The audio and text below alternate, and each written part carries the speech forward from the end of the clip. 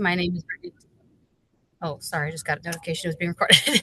um, my name is Brittany Thomas. I am a federal PM for a President's Cup cybersecurity competition here over at CISA, which is a cybersecurity and infrastructure security agency up within DHS. With that said, I want to congratulate all of you for all of the work that you've put in for this 2025 social engineering competition. It has been an incredible competition.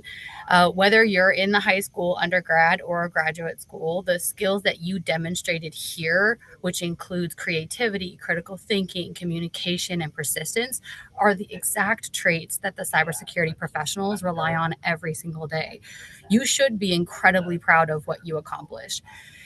This competition wasn't just a game, it was a real world simulation. Social engineering is one of the most human centered yet powerful tactics used in cybersecurity, something that no firewall or software patch alone can stop.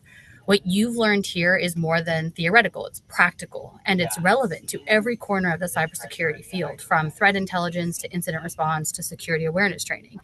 So events like this are launch pads. Some of you may go on and specialize in social engineering, red teaming, or OSINT. Others might pivot into digital forensics, malware analysis, or cloud security, or maybe you just leave this field altogether. The important thing is that you've taken a real step into the field and that this experience can open doors if you keep pushing forward. I also want to give a huge thank you to the Temple University for putting this event together and to the advisory board who provided critical guidance behind the scenes.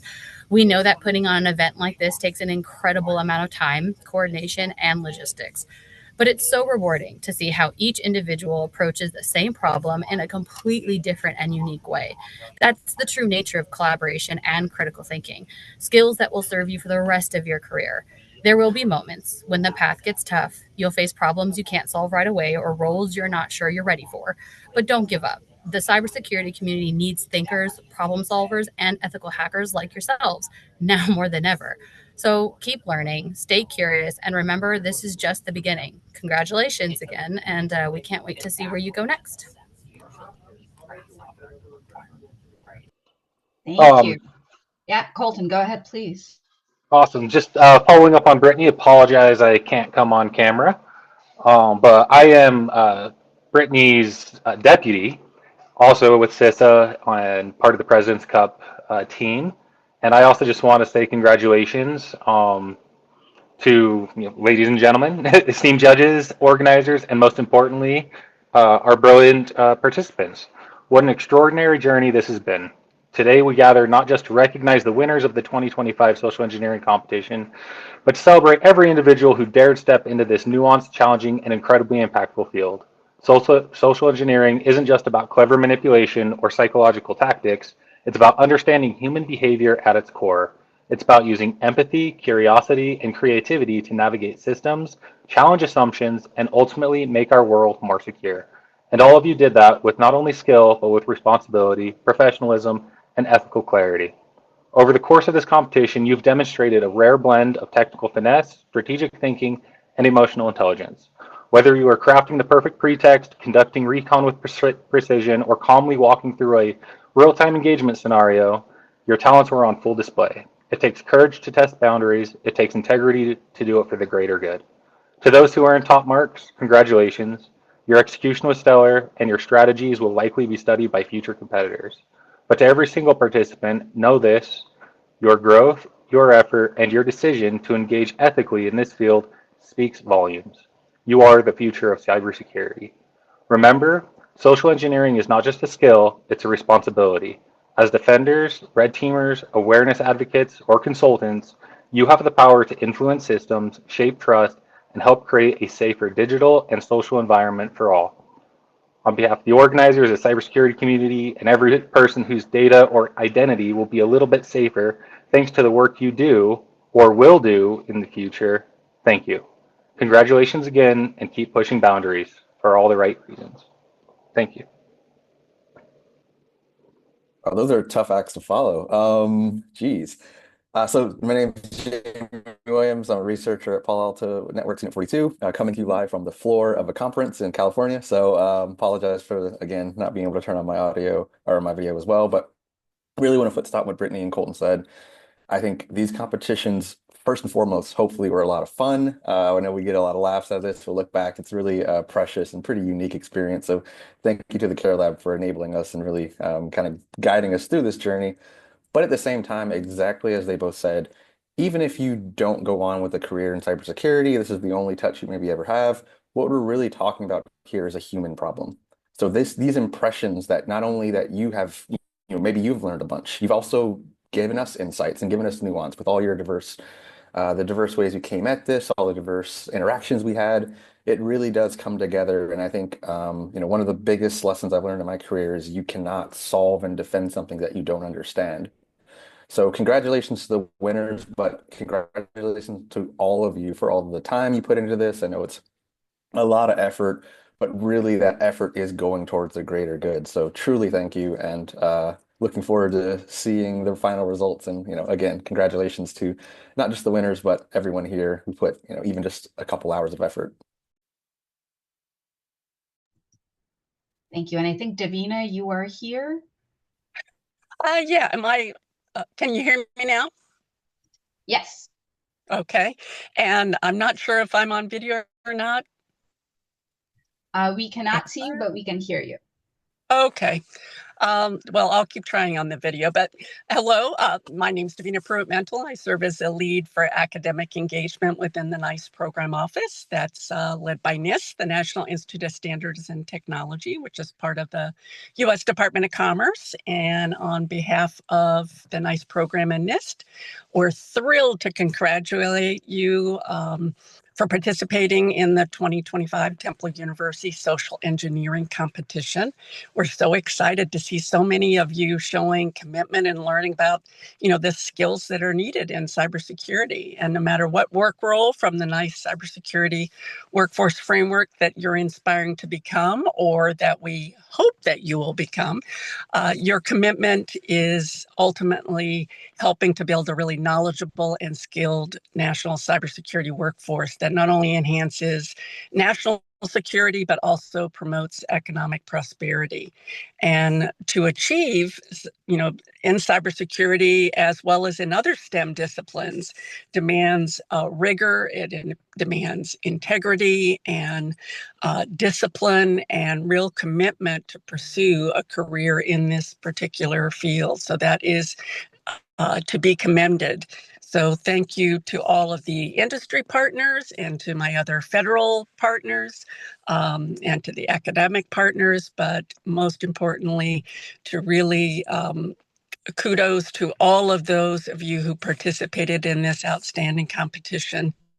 And best of luck in your journey. I hope to see you in the cybersecurity field. So thanks. Great. Thank you to all of our advisory board members. Unfortunately, Jody Jacobs could not make it, but she did have a note that I will read out for you on her behalf. So she wanted to say that she was very impressed with your performance during the entire competition and that the students' maturity and grit were on full display. She is very proud to see the next generation of leaders take on cybersecurity challenges. And so with that, I'm going to pass it on to you, Rachel.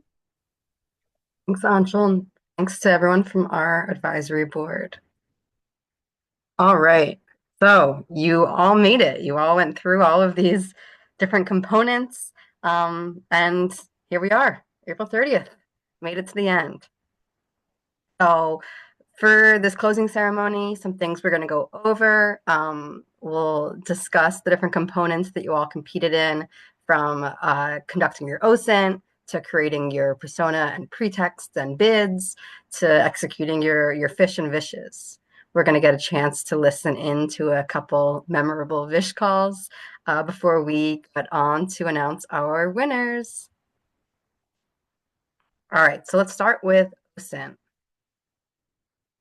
So for OSINT, you all had 20 flags to go after, and you all had to see, how could this information be leveraged for reconnaissance? So you didn't just have to find the flag, right? You had to understand how it could be used to cause harm and how it could be misused, what recommendations you would give to LRS, And we were interested to see what kind of tools or scripts or dorking you use to get these flags.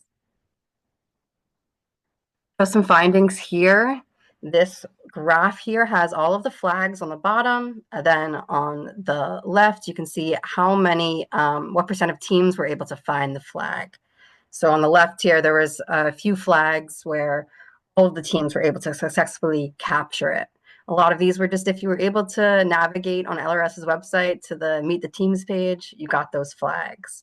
But some of those, the ones on the right here, were a bit harder to capture. Not as many people got it, so don't feel too bad if you were not able to find it. Here we have a breakdown of performances across the different tracks. Again, we have the flags here, and you can see what percent of undergrads or high school or grad teams were able to find it. You can see here flag 9's pretty low all over.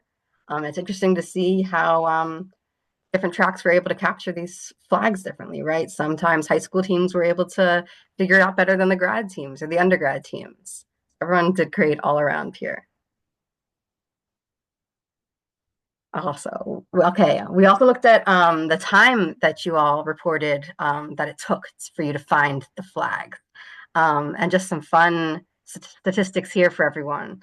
The flag where it took the longest time to secure on average was flag 19, which was that internal LRS Wi-Fi. It took 189 minutes on average for the teams to find. Flags 20 and 18 were also a little bit more time consuming as well, which was that top secret LRS project and the photo of the director's sea-level badge. So these were all of the more time-consuming ones, but they were also worth more points. And what tools, scripts, or dorking did you all use? We were really curious to see about this. It wasn't extensively used, but there is definitely some occurrences of it. We had one high school team and one undergrad team have some Python scraping scripts. We also had some URL manipulation, utilizing the end of the URLs to find posts. And we had an undergrad team use HTTrack as well. So we had some cool creative ways to find these flags from some teams as well. So nice job all over around for this. I'm going to pass it now to Micah. Thank you, Rachel. So there was some information on the site that was obviously correct, and as Rachel went over, there's also a lot of information that just was straight up incorrect. Some of it was either outdated information or there were employees on the Recruit Network site that actually were not Liberty Rail Systems employees. Like you can see here for this specific trap, you see like the photo of the employee badge. This is a person who used to work at Liberty Rail Systems, but now they work at a different company. So there were a few submissions with this badge, with this whole post for this flag that were just incorrect because this person used to work there, but it's not their badge from that company. It's a totally different badge from a different company. As you can see here, like 50% of high school teams were incorrect, 43% of undergrad teams were incorrect, and 17% of grad teams were incorrect. Moving on, this one's more so the trap 2 here with name of parking company for employer/employees. This one's more so just paying attention to the details that we weaved throughout the post. So if you read this post carefully, it'll say this is an employee parking as opposed to the actual I'm sorry, this is customer parking as opposed to employee parking, which is something important to notice because if you submit this, you're like half right, which is incorrect. So it's the parking Liberty Rail Systems uses, but for the customers as opposed to the employees. So something we noticed with a certain team with the top secret LRS project, they noted that, well, firstly, this is not the full response from these teams. A lot of the best responses we saw went into grave detail on what made certain information really bad to have online. So they specifically say here, like hackers could use this information for ransom, sell the information, or participate in something like insider trading. So something to note there. And another quality response we got for this one was from the team Oxfish. They recommended removing certain aspects of the post, but also implementing multi-factor authentication, changing passwords, and using password managers. So it was cool to see certain teams like not only say, "Oh, this is a bad idea because," but also provide solutions as to what certain LRS employees and company-wise they can do to, I guess, change going forward. Back to you, Rachel. All right, thanks, Micah. So now we're going to go over some of the findings from second component, which was the development of everyone's personas and pretexts. So teams were allowed to create two of these, two different personas pretexts, to figure out how to get those flags. Teams are able to use AI to help them create these personas, and in doing so, you also had to answer a few questions, as you will recall. What internal and external OSINT you used to develop these pretexts, how you used AI to generate it, and how you were able to validate and check the quality of the AI response, which is very important.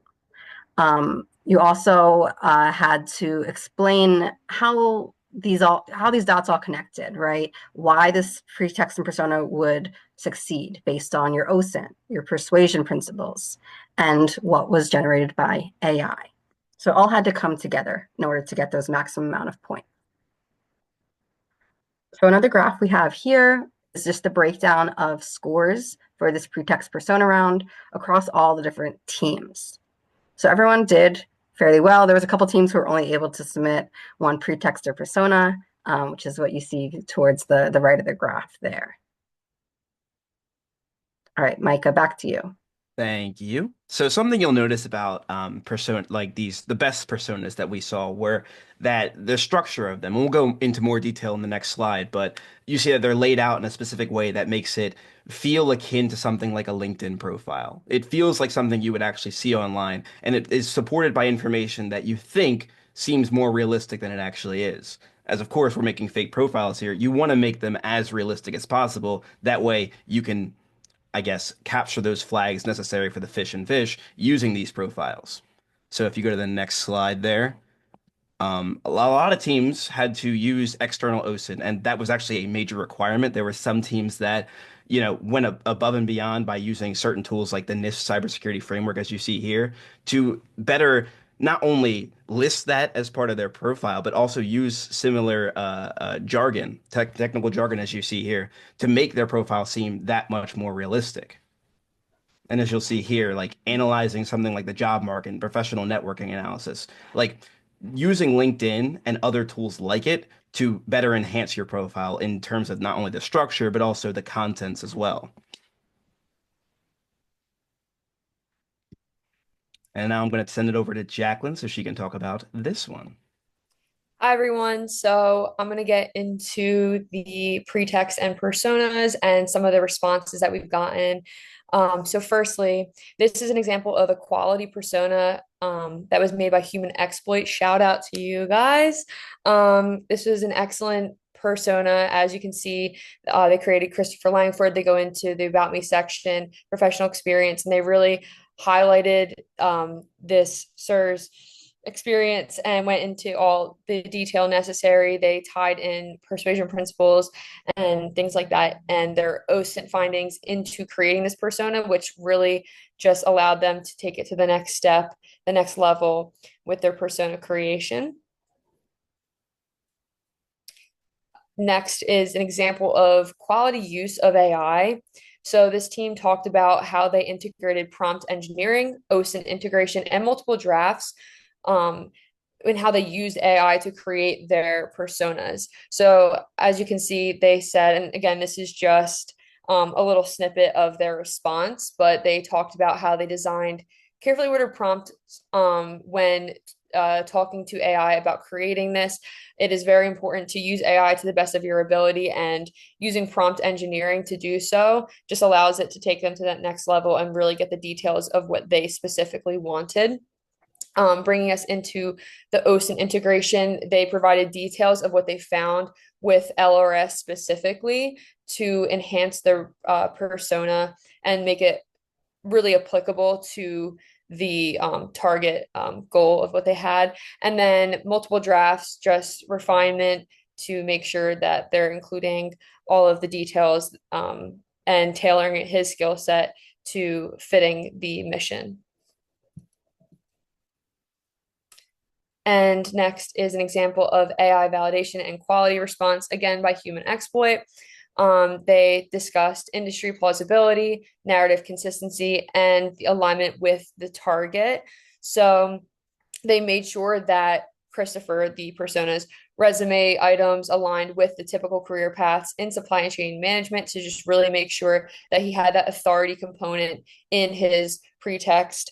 Also, that the narrative was consistent with their goal and with the OSINT findings that they had found before. And lastly, that it aligned with the target to make it applicable on for their attack. And I'm going to pass it back to Rachel. Great. Thanks, Jacqueline. All right, so to finish up this example from Human Exploit, this was part of their response as to why they thought this persona and pretext would be successful. As Jacqueline mentioned, they wove in persuasion principles, namely authority. They posed as a senior procurement consultant with Ascend Systems LLC, which if you did your OSINT, you would know that's a reputable vendor that's associated with LRS. They're the elevator system. They explained how employees would be more inclined to trust this individual because of that official title, because they're backed by recognized organizations. They also cite their OSINT. They cited real employees in their pretext persona. They mentioned Sophia Miller or John Patel, you might recognize from the LRS's website as well. They referenced the Recruit a Network platform. And just mentioning these names and contexts, again, establishes that familiarity and trust. So that authority, the familiarity and trust all kind of work together. Chris's roles, the skills and backgrounds that they created for him all converged to form this highly convincing narrative. He has professional ties to infrastructure projects and knowledge of procurement processes. So this team was really able to establish and explain why they thought this pretext would be successful. We're going to go into the bid submissions now. So every team was able to submit just one bid submission. And again, they wanted to see how AI is used to create bids for infiltration, for like insider attacks. So during this stage of the competition, teams had to demonstrate their understanding of how internal and external OSINT could be used to develop these bids, how AI can be used to generate the bids. And again, that validation and those quality checks are always very important, as we all know that the outputs of AI are not always good or accurate. And then again, they had to explain why they thought this was a strong bid and really connecting the dots between, again, that OSINT, their persuasion principles, and the AI-generated content. So here's a breakdown of the scores across all 15 teams for the bid submissions. And again, everyone did fairly well for the bid.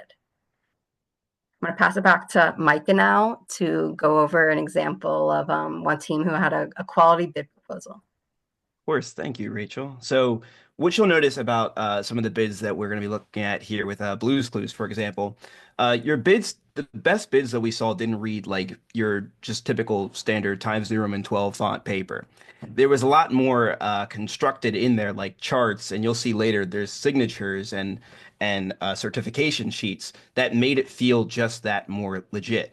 So when we saw these, it was more so like how not only is the quality of the information important, but how is it presented? Is it presented in a way that comes across like it could be like a real bid submission you're seeing? So if you go to the next slide there, we can talk about how, the persuasion principles that were utilized in these bids. So looking back at the Blue's Clues one, you'll see that they'll say things like it's a once in a lifetime opportunity. So they use scarcity there to try to make LRS employees like us feel like, oh, this is something that we have to really look into. We have to give them points for it because it just sounds so, I need this. It's so important. Social proof. So they highlighted working with certain industry leaders that LRS employees are familiar with or have worked there before. So using those other posts that may not have been provided by Recruit Network employees that worked at Liberty Rail Systems is important because it finds that common ground between other employees and also just makes the expanding of our own little universe here feel more captivating. So it's important to just really pay attention to whatever you're reading from whomever, for especially during that OSINT portion. And then the utilization of OSINT findings, like I talked about earlier, with certain employees having either familiarity with certain other companies or working there before. Ascend Systems LLC comes up in this bid proposal, further legitimizing it because not only are Liberty Rail Systems employees familiar with it, but the Liberty Rail Systems company has worked with Ascend before. And then also, of course, they utilize Pennsylvania-based zip codes, which are found on Liberty Rail Systems website. So it further reinforces authenticity. So an example of like quality use of AI, again, looking at Blue's Clues here, they used AI to not only help ask it to generate a sample proposal, but also refine that proposal in a way that would fit the needs for what they're trying to do with Liberty Rail Systems. So not only was it important to use ChatGPT to, I guess, come up with that proposal, but also to just understand what a bid is. I feel like a lot of times we can just easily just dive into something without really having a full idea.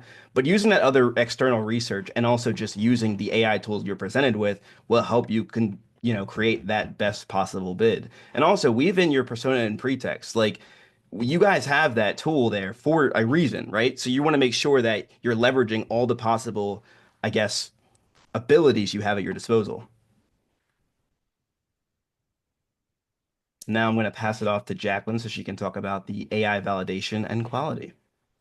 So looking at the AI validation and quality, again, from Blue's Clues here, they really focused on structure and content, fact checking the product details and pricing of the bid submission, and validating the target company and persona alignment. So they're getting into, the nitty gritties of the bid proposal and looking at, okay, first of all, does our structure and content align with all bid proposal, consistency formats and templates.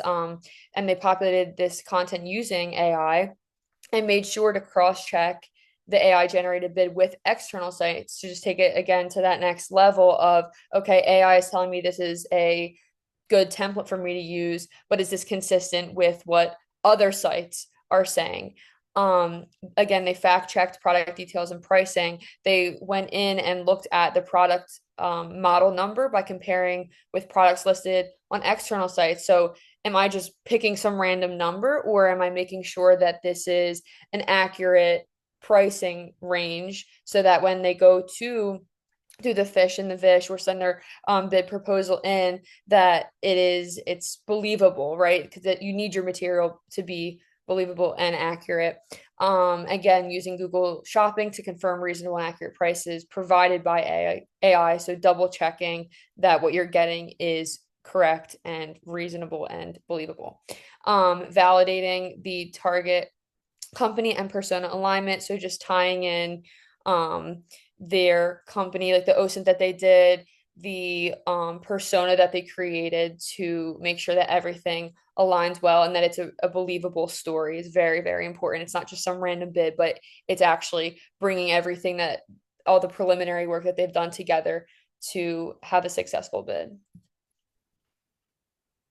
And in their response as to why their bid would be successful, kind of the things that we just broke down, Mike and I just broke down. They weaved in the persuasion principles to their bid proposal, specifically reciprocity. They used the information that they found during the OSINT round and all of their preliminary work with the pretexting to make sure that they could trust Anika due to prior relations, things like that, and previous partnerships, which is establishing rapport with the company. And so really just tying those principles in to make it a comprehensive and believable story consistent with their prior preliminary work. And now I'm going to pass it to Rachel to get into the next component. Excellent. So now here's where all the hard work you all did for your pretext and persona here's where it all came into play for the fish component. So teams had a total of 4 exchanges, right, to extract the sensitive customer data. It was one to us, we sent one back, you sent one back, and we sent one back. So a total of 4. And it was interesting to see how you used AI as well to expedite this process and, you know, take away some of those usual red flags that phishing emails might have, right? Like things like poor grammar or spelling. In terms of actually capturing the one fish flag, only 3 teams captured it, 2 high school teams and 1 undergrad team. Luckily for everyone, capturing the actual flag doesn't count for the points. It was more about how you went about doing it and what strategies you used. But those 3 teams were, we thought were especially good. So they did capture the flag. This component also looked at teams' understanding of effective pretext and psychological persuasion, as well as, again, the quality and relevant adaptations to pushbacks, right? We gave teams, all the teams, hurdles. Nobody got the flag just from their first fish, but depending on how you responded to our hurdles, how you were able to adapt, some teams got that. Okay, here we can see the fish scores across all teams, and a couple teams who both pretty tight up there, but all around, nice job, everyone. I'm going to pass it over to Micah to talk about an example team who had a good quality original fish. Of course. So you'll see in this email that not only are they saying things like this person is new at Liberty Rail Systems, but they're also pulling in other OSINT findings to further support that they're new, and also just to weave in the I guess, reciprocity approach, right? So you'll see they mention things like Transroute, which is a company that is found on Recruit Network that Liberty Rail Systems employees are familiar with. Another thing they mention is the Wi-Fi password. So you'll see LRS123 using Java 2024. So that's something important there because, again, you find this in your OSINT. It makes it feel more realistic because you're using the information that you may have found, I guess, 3 parts ago here to get the necessary flags. So as you guys know, you were only allowed to send 2 emails. One was the opener and then the other being the response. So now we're going to go over a response email from this exact same team, Seafishers.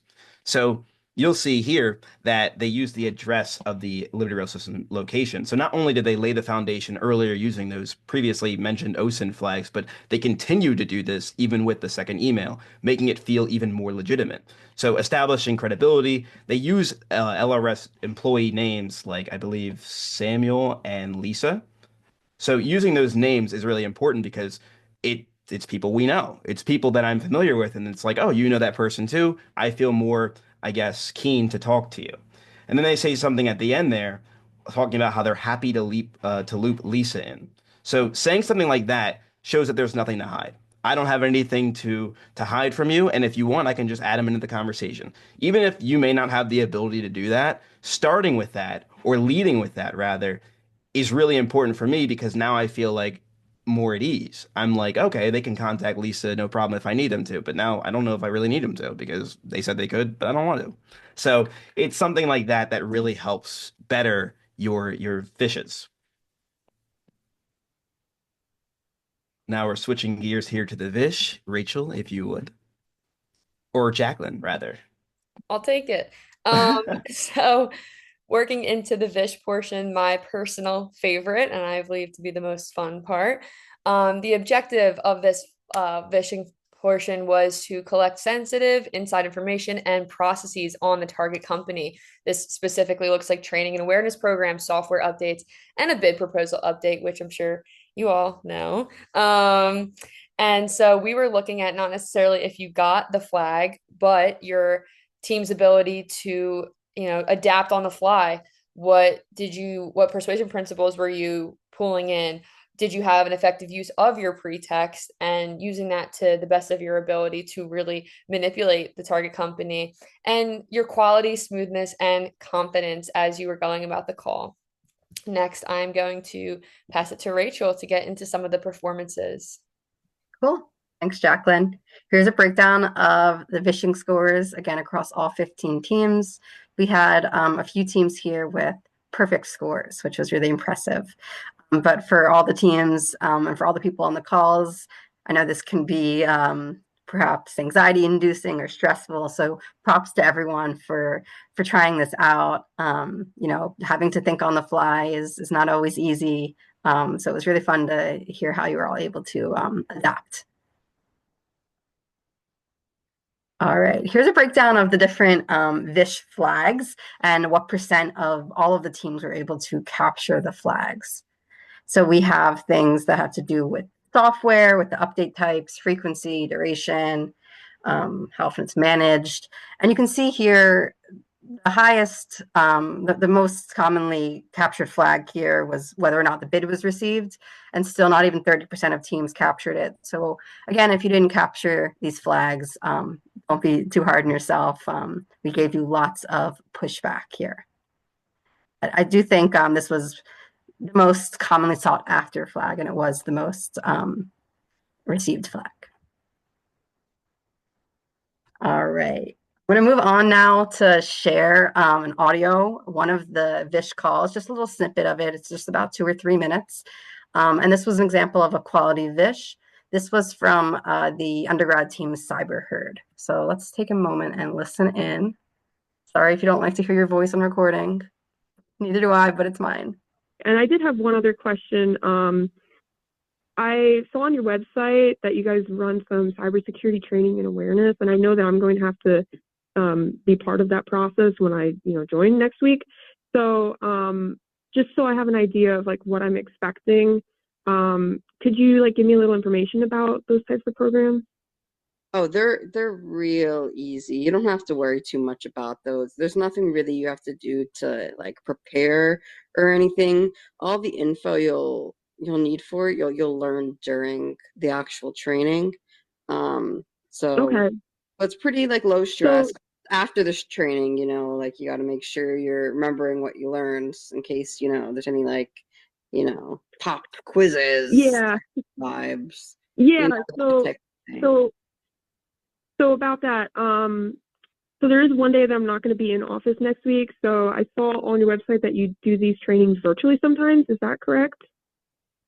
Yeah, we've been known to do some virtually. It's a mix depending on, what's needed. But if you're ever out of the office, Okay. you're not going to be expected to do it if you're out of office that day. Whenever you return, you'll get the chance to make it up. Okay. And one other question. I mean, you had mentioned pop quizzes. Is that how you check what we learned? I don't mean actual pop quizzes, but you never know. Oh, okay. If you take a training on phishing emails, you better be looking out for some phishing emails. You never know if you're going to get some. The company likes to keep us on our toes is all. But if it keeps us safe, I'm willing to do it. All right. So here in this Vish call, you could hear some of the pushback that we gave, don't worry about it. You'll learn about it when you start. But the person on the other end, they played off of what I said and they kept pushing. So we thought this was an example of a quality Vish call. We're going to get into some more memorable Vishes as well up next. All right, I'll pass it to Micah. Yeah, for sure. So with this particular team, it was a very fun interaction. You'll hear my voice on this one. I hope you guys had as much fun with the Vishes as we did. Coming up with our own personal personas each and every call and trying to do something different to kind of spice it up made it really engaging and really fun. And some of you guys actually played off of that. So you'll hear in this one a little bit of back and forth. So I'm also aware that the IT department has training and awareness programs. I know that there are also different awareness programs. In order to guide my employees to the right area in regards to their questions, what programs does the IT department offer? Yeah, I feel like someone should have debriefed you on this in some sort of memo or something. This is so odd. I have a manager here in IT who I would feel a little bit more comfortable with you talking to them than to me, just because my manager. Just because you're not in the system yet, and I feel a little weird about like giving you info. So let me That's just transfer completely you. understandable. Okay, yeah, just Could give me you, one yeah, sec. thank you.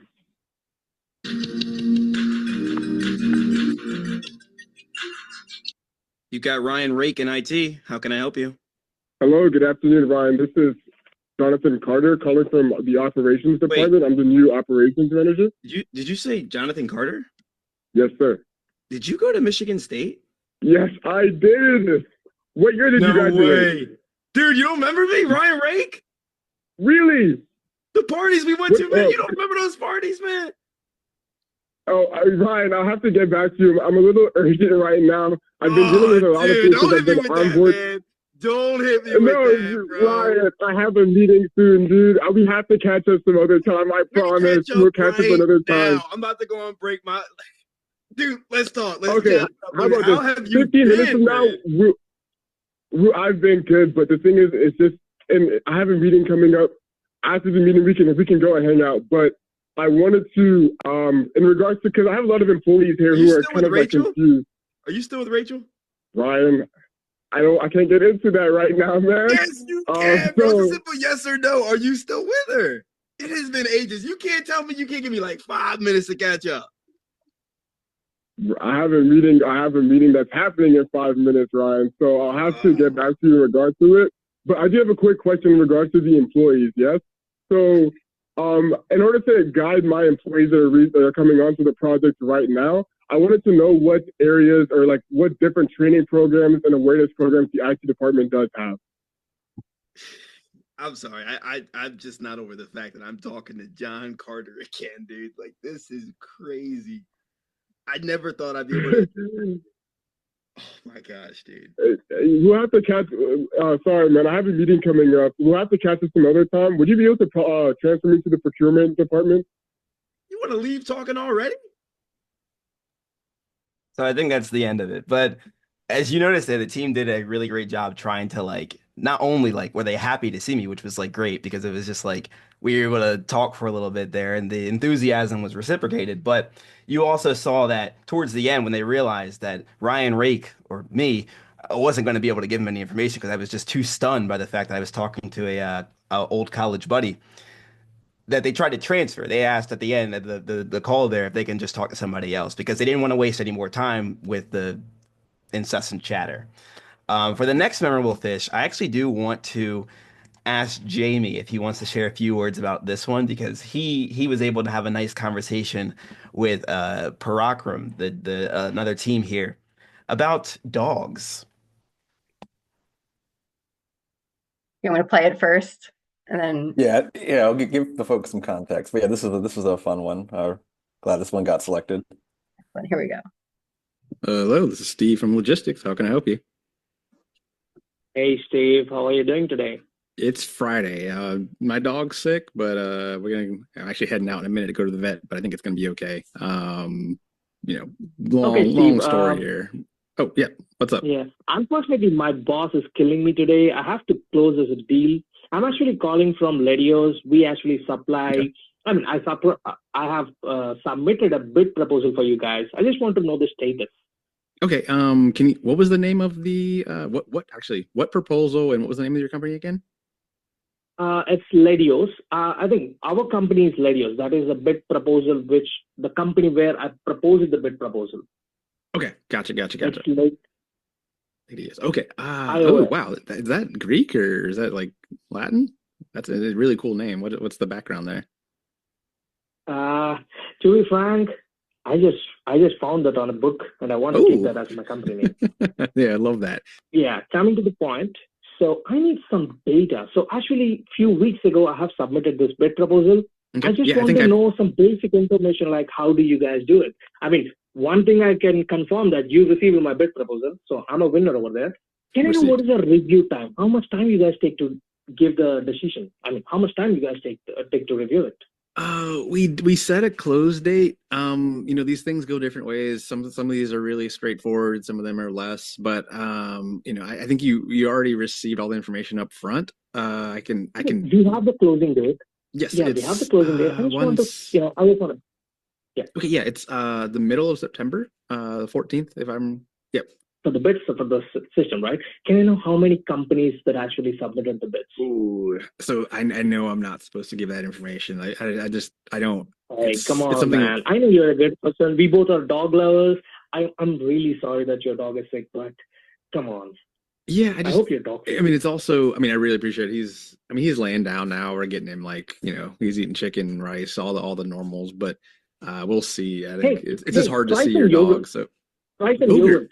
Well, He might be Greek better. or like a certain flavor, or what's the storyline there? I know Maybe probiotics, general yogurt, right? maybe general yogurt. Okay, maybe I'll try that in. Like mix. Like a regular. Do you just feed it to him straight, or do you mix it in with something? Trust me, man. Rice, yogurt, chicken is the best thing. That sounds delicious. I actually might get that for lunch. Yeah, maybe transfer back to the McKenna's. Okay, I'll look and see if McKenna's available, but I think we have to run. Sorry. Yeah. You guys are playing with us. Have a good day. That is awesome to relive. But I think, yes, again, of playing with the human factor, I think the team did a really good job owning the conversation. And I think especially as the aggressor, you kind of have to, as we saw previously, if you don't control the narrative, you might get pulled into old love stories about Rachel and all that fun stuff. But also the human touch of, I think especially as I've done this for a couple of years, as the recipient of the fish, like being single track minded, it makes it easy to like observe, like, hey, they're constantly asking about the same thing, they're pushing on the same buttons. That Greek curveball, like Greek yogurt curveball, like so good because it kind of takes your mind away from that, and then you, I guess, lower your defenses, and then all of a sudden I'm like, well, maybe I should. I think at the rest of the call, if I remember correctly, I was like, oh, maybe I should give you a couple numbers. I think we ended up giving them a little bit of a, little bit more grace, a little bit of open door, but really great job, team. I know. Hopefully you had as much fun with that as I did. And just reliving all of these moments is just bringing a smile to my face. So these are some of the best parts of this competition. So, and I think a lot of our advisory board members who actually engage in this have a lot of fun with it too. And Jamie, you've been doing this with us for a while now, so thank you. So before we sort of get into, what everyone here has been waiting for, I just want to pause and see if any of our advisory board members have anything else to say. So just to foot stomp what I said earlier, irregardless of scores, whether or not you got every flag or, even if I know everyone got something, but the impressions, the lessons you learned are going to last for the rest of your life. And obviously put this on your resume. It's such an awesome experience, but spread what you learned. It's not just for yourself, for your family members. These security lessons, like, as I said before, they're not just grounded in technology. They're grounded in humanity. So like a good example is anytime I go to someone's house for a holiday party, I unplug the router and plug it back in. So I'm like, hey, as a security practitioner, I'm going to reboot your router because there's a lot of stuff that happens. And that one little trick, I'll do the same thing if I see your phone. I'm going to turn it off and turn it back on. And like, you're welcome. Even here, talk to your family, talk to your friends. Hey, be skeptical. I know we've all probably get those emails from, your Easy Pass or your tolls or expiring and a user license. Like these are real problems that have real effects. So, this is such a cool way to not only have some fun, learn some things, but really change your mindset and your perspective on what's really happening in the world. Because the last thing you want to do is see someone you love fall victim to something like this.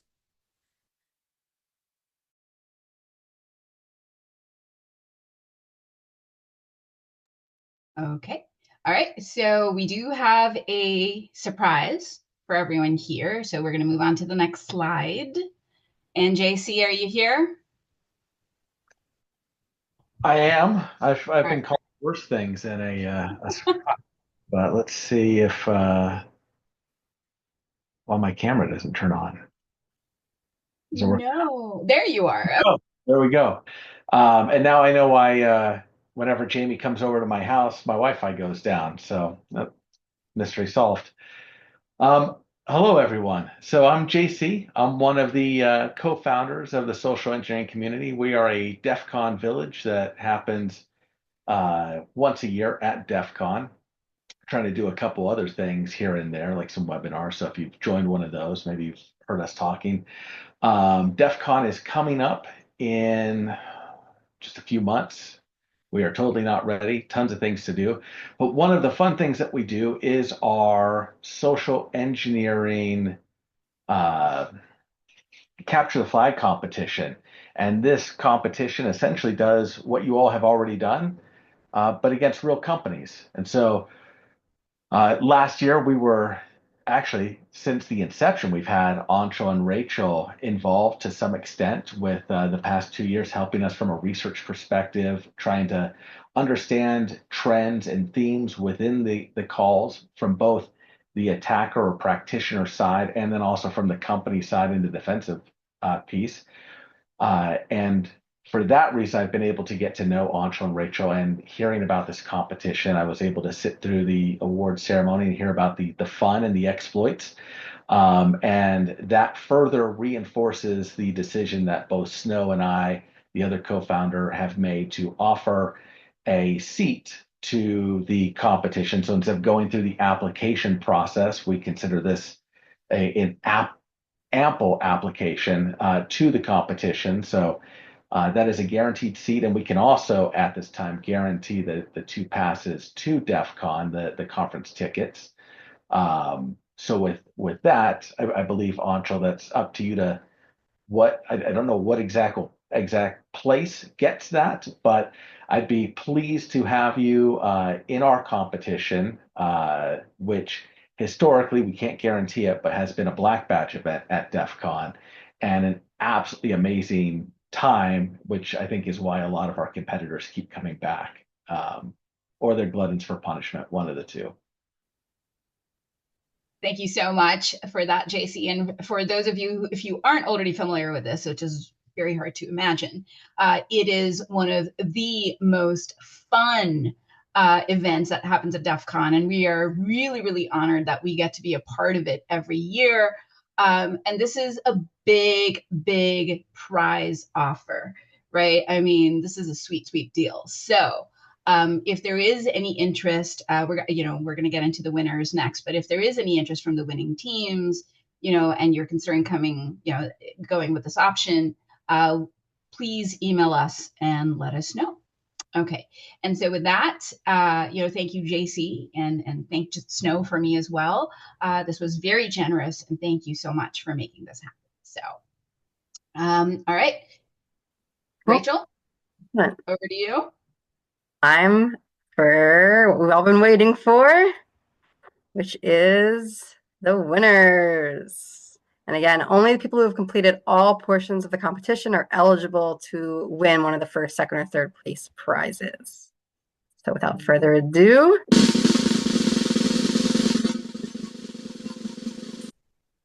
High school second place is C. Fishers. Congratulations.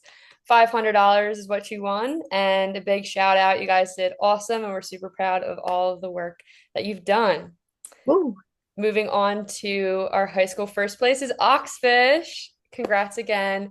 You guys won $1,000. Congratulations. You did awesome. And I will just say that Oxfish, you just were always at the forefront of my mind. After reading all of your work and grading your work, I mean, just amazing job. So big congratulations to you, especially as a high school team. I mean, blew it out of the water. So well done. And Michael will announce the undergrad teams next. Alrighty. At our third place, we have Cyber Saints. Congratulations. I believe my Vish call was with you guys. So very fun, very engaging with you guys. It was fun. Nice job on third place. At second, we have Bronco Intelligence Unit with $500 prize. Nice job. Congratulations all around. You guys killed it. Moving on to our first place, we have Team Cyber Herd Undergrad. Nicely done. Very, very nicely done. Nothing more to say than that. Y'all killed it. Y'all cooked. Next up, all right, I'm going to send it back to Rachel for the graduate teams. Excellent. For the grad teams, we have 2 teams that completed all portions. In second place, we have Team Social Saints. Well done. And now in first place for the graduate track, we have Team Parakram. Woo! Again, congratulations to all of the winners and all of the teams who competed in this. You put a lot of work in, a lot of time. We really appreciate you participating in this competition. So now just a quick note to the winning teams.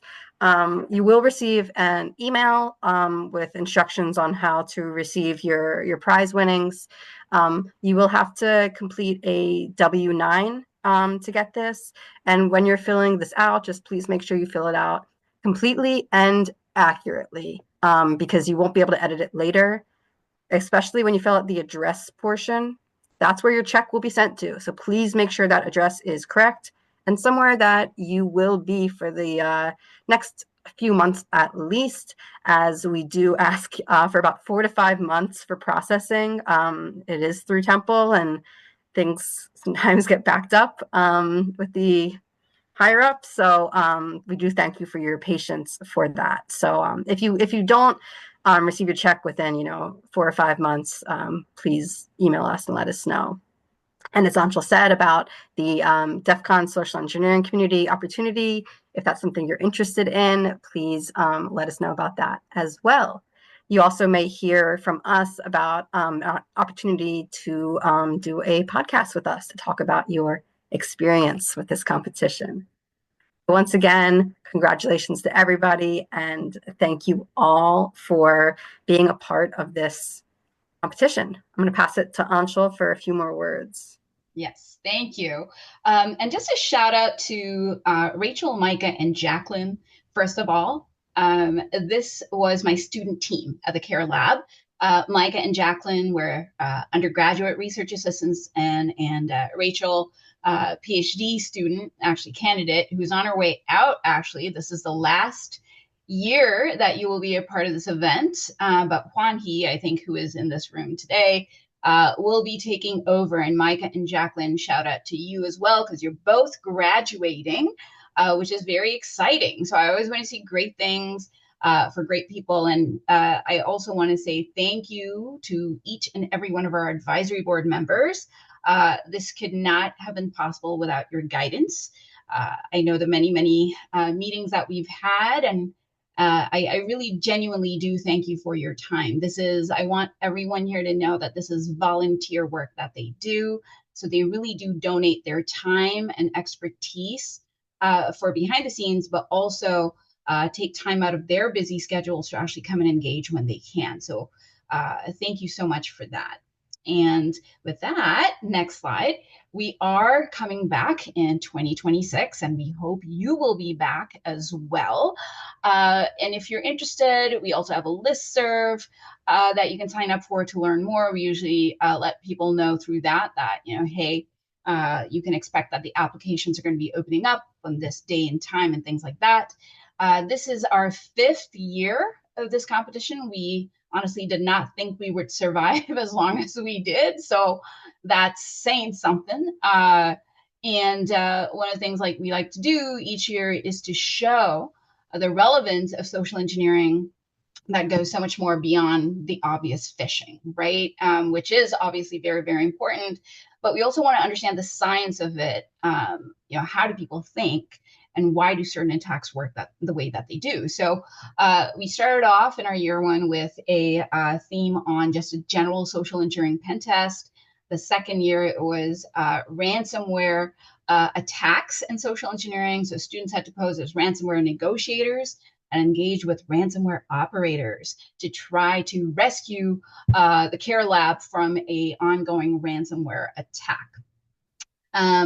I think our third year, we had romance scams and social engineering. And this was based on the Federal Trade Commission numbers that came out, highlighting the immense financial losses stemming from these types of scams. And then last year, we worked with the IRS to look at tax and employment-based scams. And so now this year, we wanted to bring in AI. And this was in many ways a test or pilot for us to see what that would look like. And I think we did all right.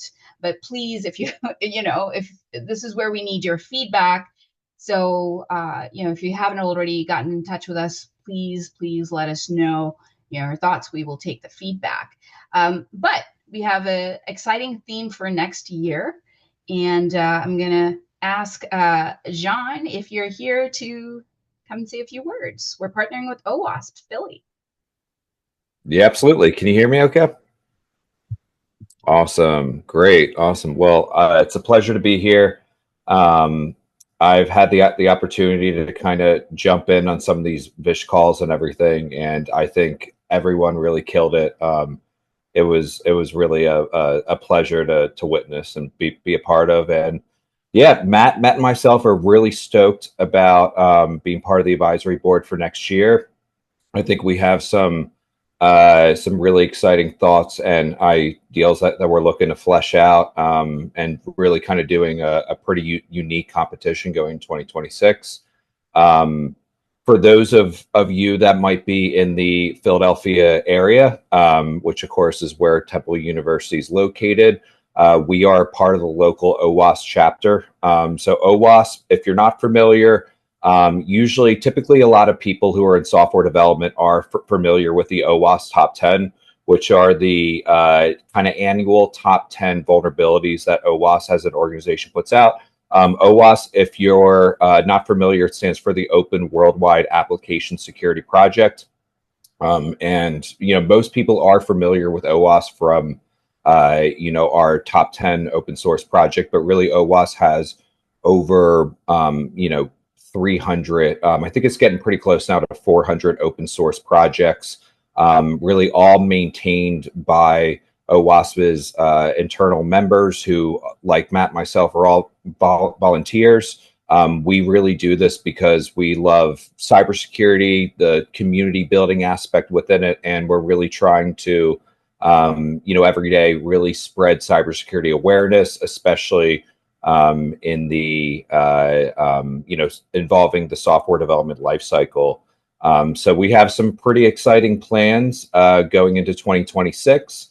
And in the meantime, as I mentioned, Matt and myself really love to build our local cybersecurity communities. Feel free to connect with us on LinkedIn.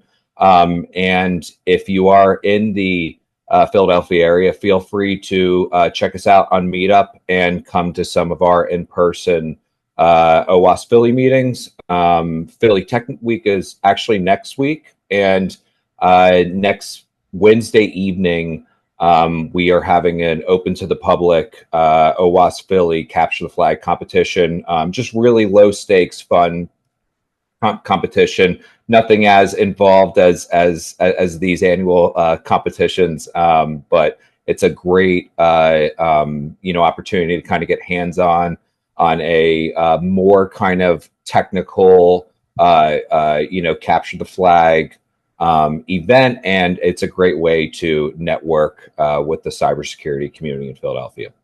With that said, I'm really happy to be here. I know Matt is as well. I don't think he's physically here at the moment, but he's really excited to be part of this as well, and look forward to seeing a lot of you next year. Yeah, and I should also say that John is an excellent social engineer. So for all of you out there, watch out. And with that, that's it. We're done. Thank you all. We hope to see you in 2026.